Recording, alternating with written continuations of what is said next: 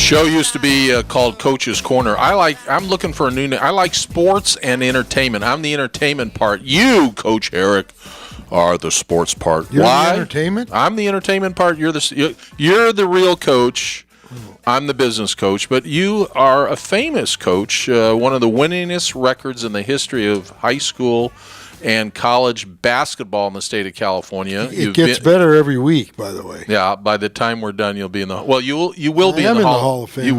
You are in the Hall of Fame? 2 Hall of Fame. Which Hall of Fame? Cleveland High School Basketball Hall of Fame and the Bishop O'Dowd Athletic Hall of Fame. I'm in no Hall of Fame. You're listening on KHTS 1220 AM every Monday at 1 o'clock. We may be on, if you continue to call in and write and text, we may be on more days of the week. We've got a big show today. We're going to get a Pac-12 report here in a minute. We've got one of the famous young men here that grew up in the Santa Clarita Valley, Max Homa, coming on here in our second half of the show. PGA Pro, won twice on the web.com tour. He's probably made more money. He's 23, right? Probably made more money than... a little older than that. 24? Anyway. Actually, he's 26. My daughter, he's the same age as my daughter. Max Homa's 26? Yes. We'll find out.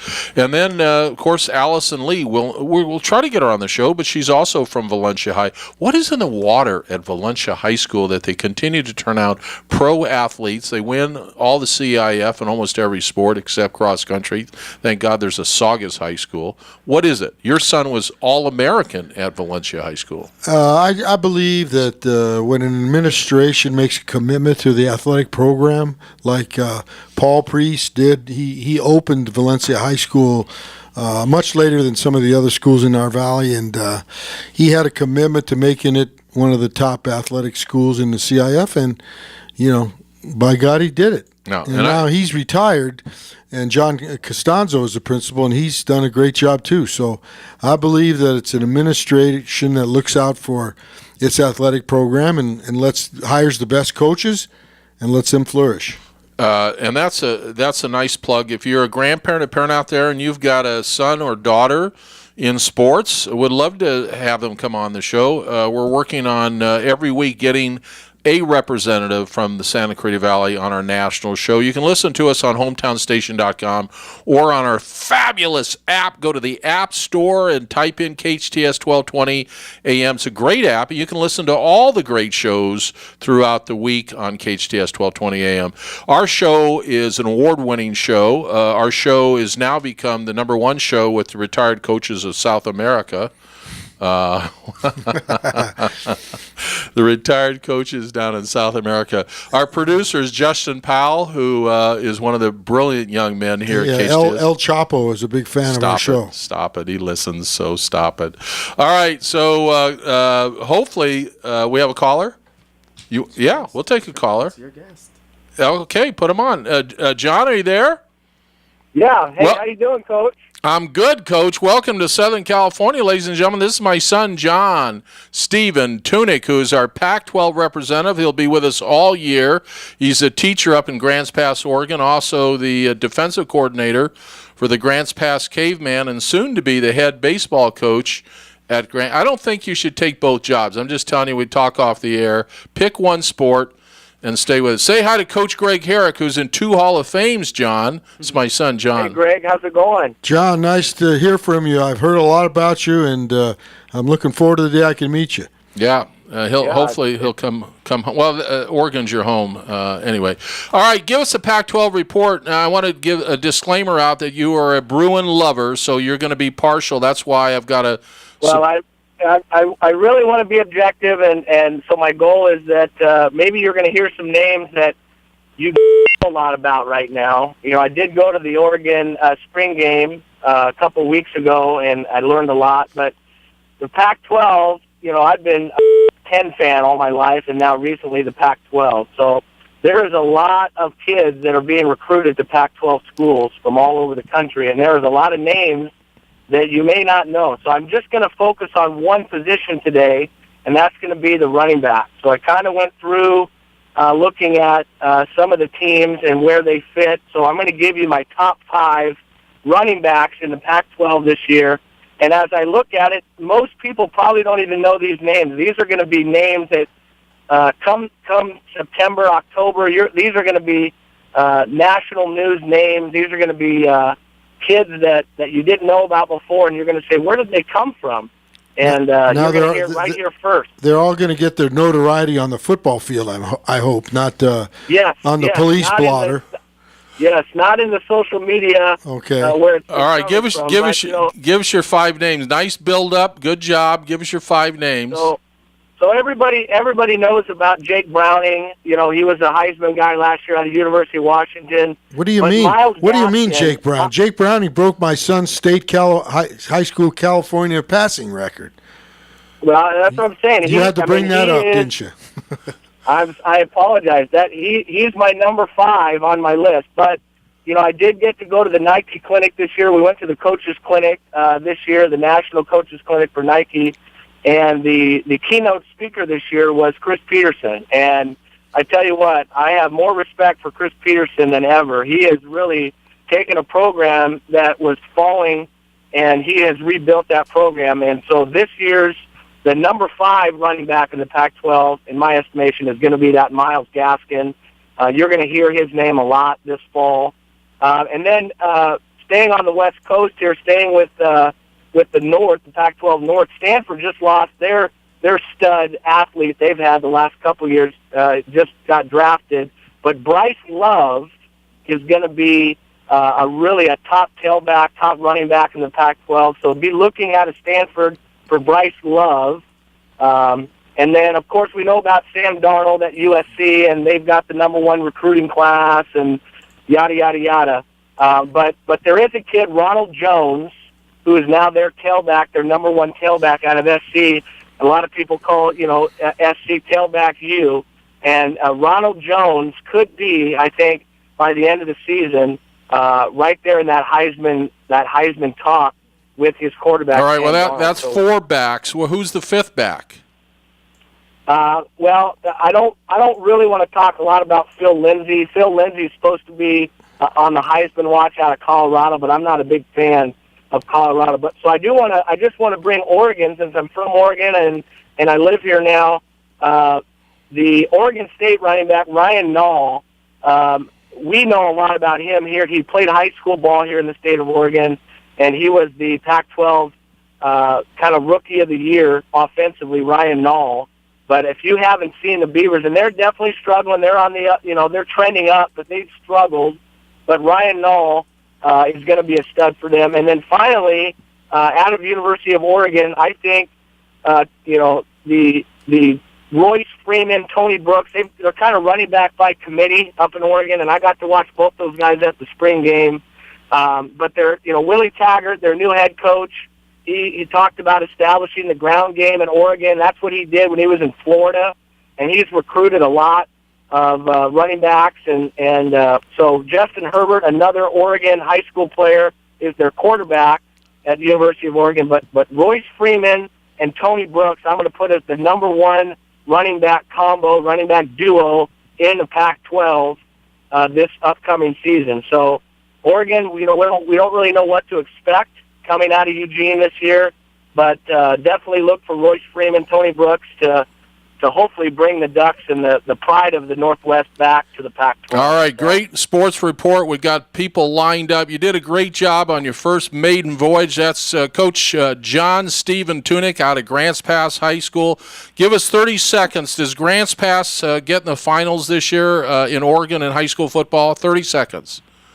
I sure hope so. We're young. We're very talented. We've got a lot of skilled kids coming back that have been veterans and experienced players for us. But we're young up front, and we're going to find out. All right. The future is bright, and I'd say yes. Nice job, son. There's no cronyism on this show. Yeah. See you next week. Nice job. That's the Pac-12 report by John Tunick. Thanks, Coach. Appreciate it. You betcha. Our next guest up. No, we don't have another guest up. Why did we get rid of that guy so fast? What did you want to say?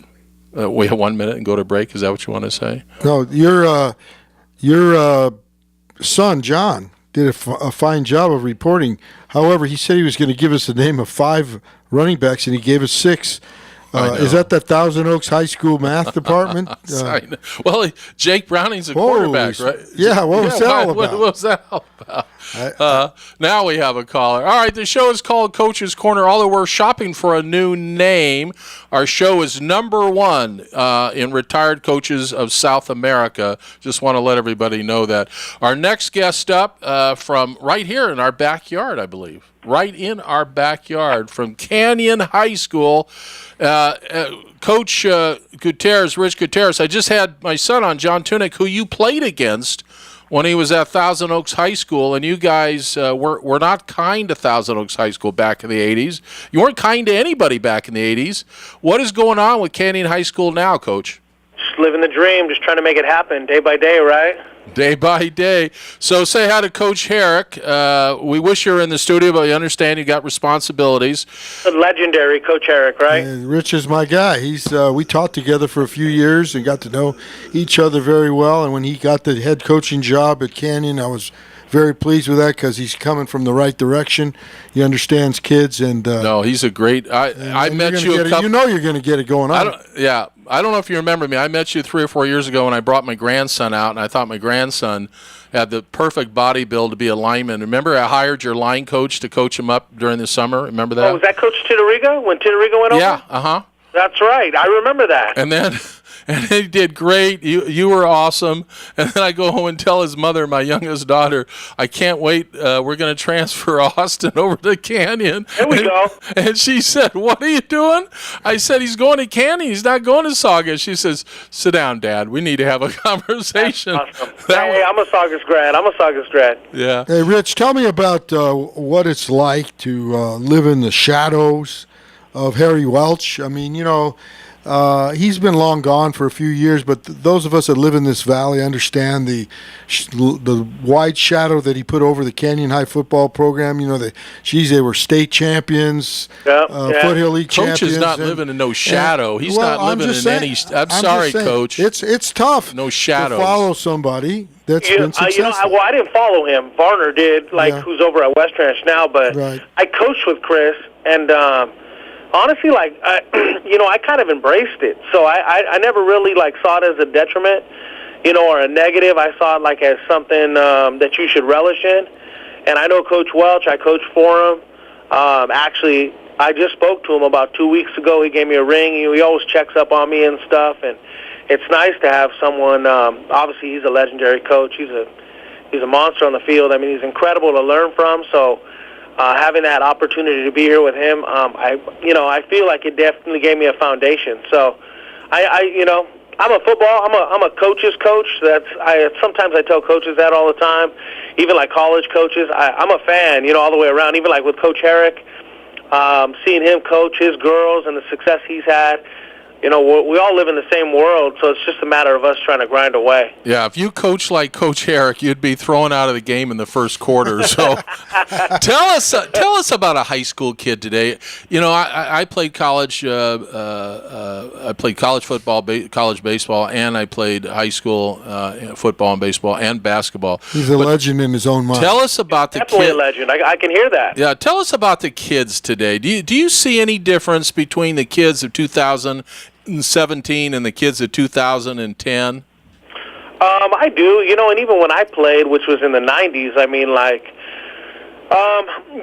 if we're just talking solely kids, coaches were different too then, but I think, I don't think the kids have gotten, sometimes people say that the kids got worse, or there's all types of things.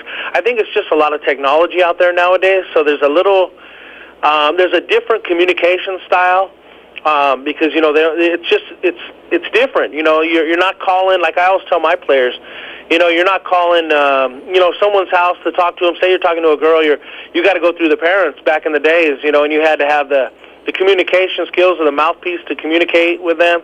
Nowadays, people just text, tweet, DM, Snapchat, Instagram. I mean, it's so widespread that it's changed the way kids communicate. Even going back to the, just listening to iPods and having headphones in their ears and stuff. Back in the days, we didn't have any of that. So, you were actually driven to communicate all the time, where nowadays it's, it changes things. It changes the way, you have to work with kids. I'm a visual learner, so I say that because that's the way I feel like, you're coaching a lot more. Everything's video, huddle, everything's online. So you got to stay just kind of like up to the game with the kids. And I was fortunate enough to have a lot of success in coaching, and most of that's because of the talent and talented players that I was able to coach. And some of them get drafted in the NBA back in the day, and a lot of my players at COC went on to get scholarships at Division I and II schools. But you had the luxury to coach a couple kids that I remember, and Kate Apsey, who went on to Colorado, and Drew Rolatarsky, who set state records as a receiver, that went to Minnesota. Tell us what it's like to have those special type of athletes, and how it's different than coaching maybe some of the other kids. You know what? I think that you have to. You just got to coach differently. When you talk about those kids, they actually kind of came into the game. Drew was he was like a club basketball kid.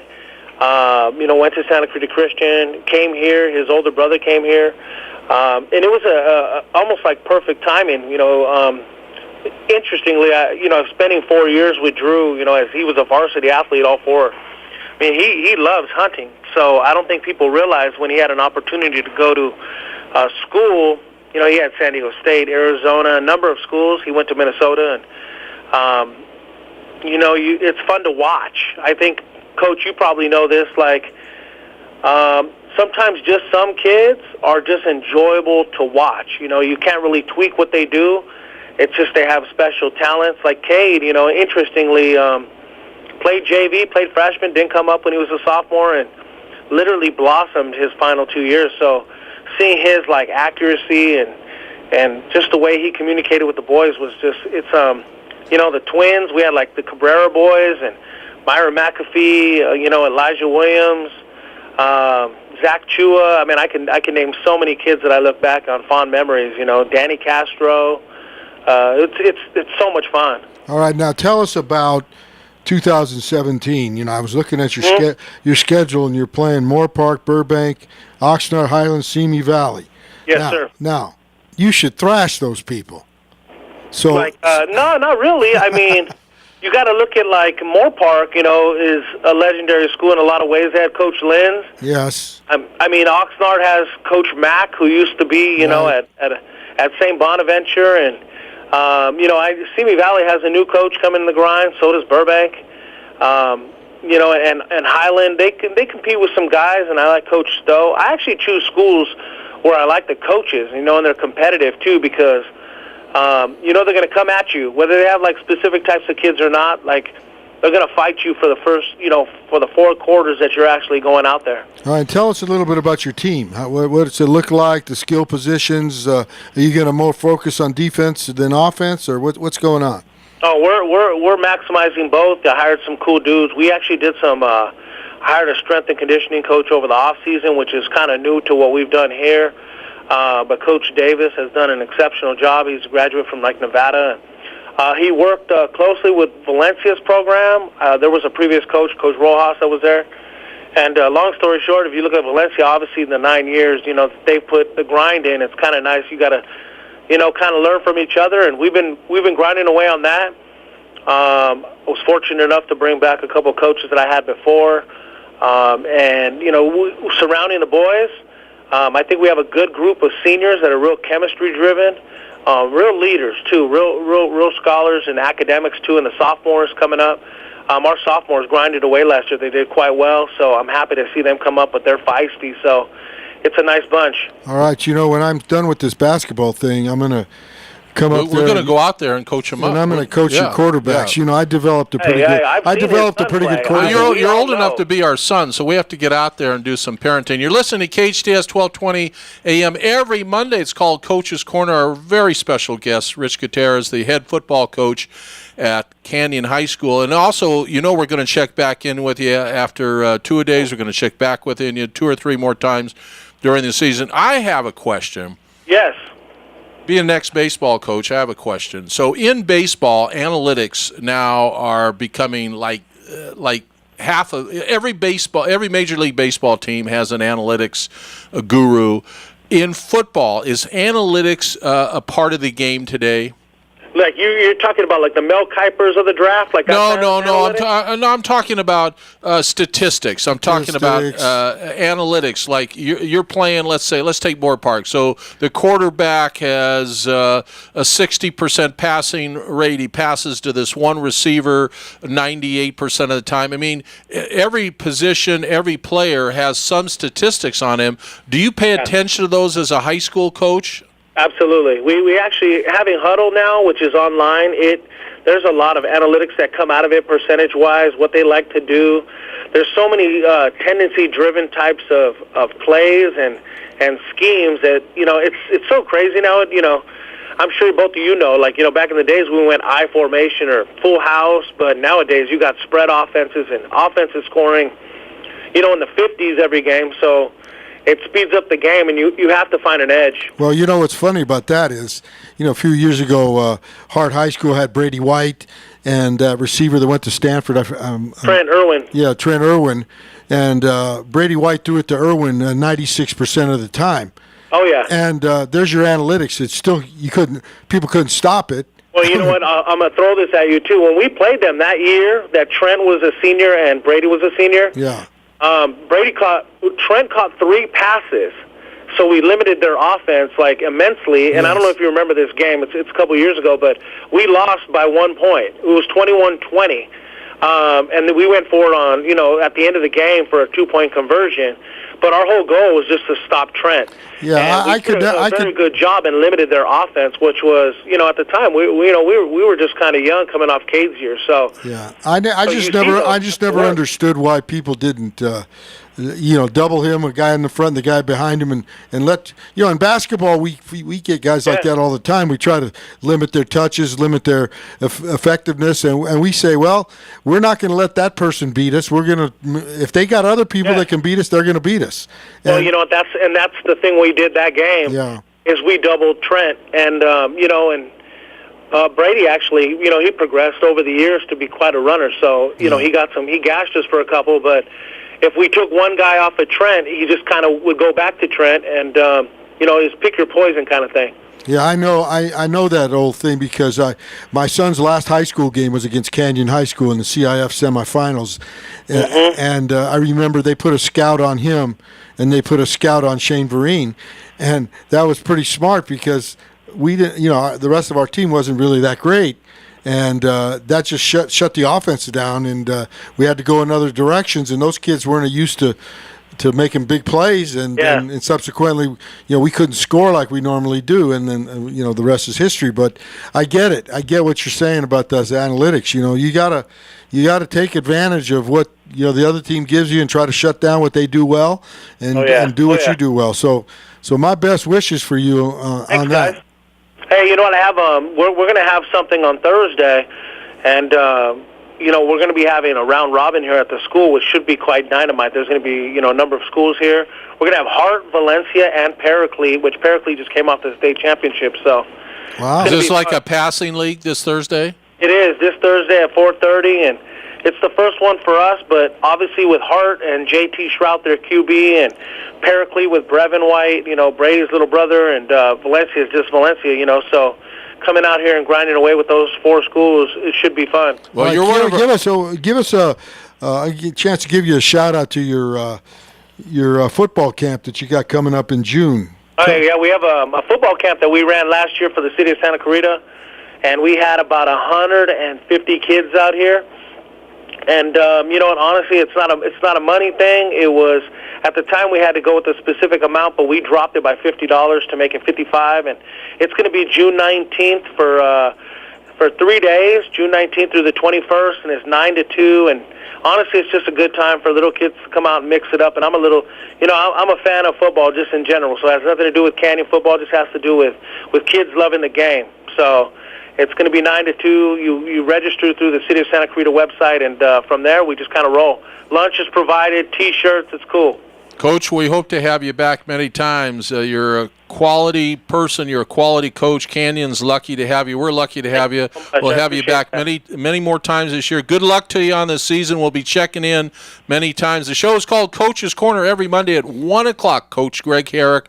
I'm your business coach, Coach Ron Tunick. We kind of call it sports and entertainment. I'm the entertainment side. Coach Herrick is the... I don't know how entertaining you are, but okay. We're going to find out. Max Homa's coming on with us here in a minute or two. We're going to go take a quick break. Our show is brought to you by my favorite sandwich and maybe my favorite it's not really fast food because fresh. It's fresh. They cut the meat right in front of you. Yeah, Jersey Mike's. Come on, Jersey Mike's. Sub above. Does it get any better? No, it does not. We'll be right back.